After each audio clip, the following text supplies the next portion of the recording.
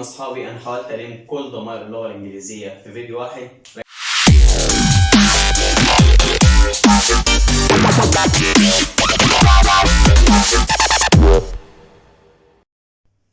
اول حاجه نتكلم فيها في الضمائر وهو ضمائر الفاعل، وهم دول اللي جاموا بالفعل. زي لما اقول انا I play football، انا لعبت كره او بلعب كره القدم. هنا he plays football، هو يلعب كره القدم. she يعني هي. it هو وهي لغير العاقل. ودي الضمائر الجمع. اللي هو نحن، you انت، they هم. دول بالنسبه لضمائر الفاعل. هقولهم تاني بسرعه. I انا، he هو، she هي، it هو وهي لغير العاقل. والثلاثه دول ضمائر مفرده. نحن، you انت او انتم، they هم. دي ضمائر الجمع. ده كده خلصنا ضمائر الفاعل. دول بيجي بعديهم الفاعل، تمام، لانهم هما اللي قاموا بيه.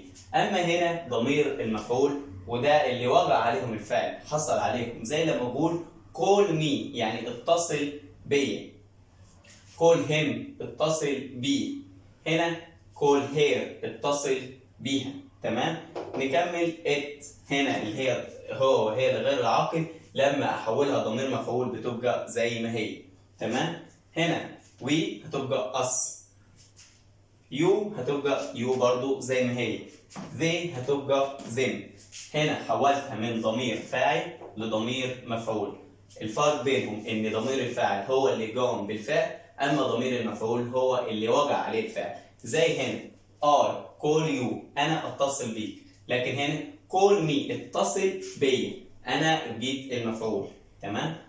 هنا بقى نتكلم عن ضمائر الملكيه. لما اقول مثلا قلمي، فقدامي طريقتين.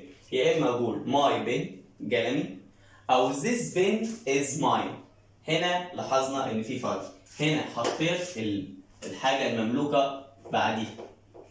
لما اقول my pen قلمي، تمام، his pen قلمه، her pen قلمها، it's لما اقول مثلا this table and its chair، دي الترابيزه ودي ايه؟ كراسيها.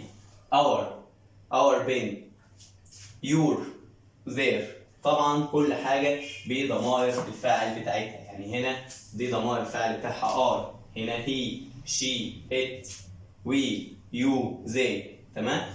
هنا بقى الفرق بين دي وبين دي ان هنا بيجي بعديها ضمير الحاجه المملوكه، الحاجه اللي انا بمسكها، لكن هنا ما عنديش. هنا لو لاحظنا في الجمله اللي انا قلت this pen is mine، هذا القلم ملكي. طيب his هو ضمير هو بتاعه هو، hers هنا بتاعها هي، ours بتاعنا كلنا. تمام. yours بتاعكم كلكم، they their بتاعهم هم. تمام. كده ده بالنسبه للضمائر كلها. هنا ضمائر الفاعل نفرق تاني. ضمائر الفاعل اللي جامد بالفعل، ضمائر المفعول هي اللي وقع عليها الفعل.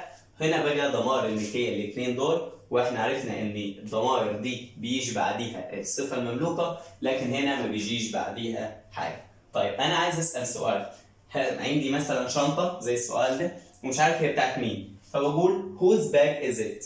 الشنطه دي بتاعت مين؟ فهيجاوب مثلا هيقول this is my bag، دي شنطتي. او لو هيجاوب بالطريقه دي فهيقول this bag is mine، الشنطه دي تكون بتاعتي. تمام. نسيت اقول له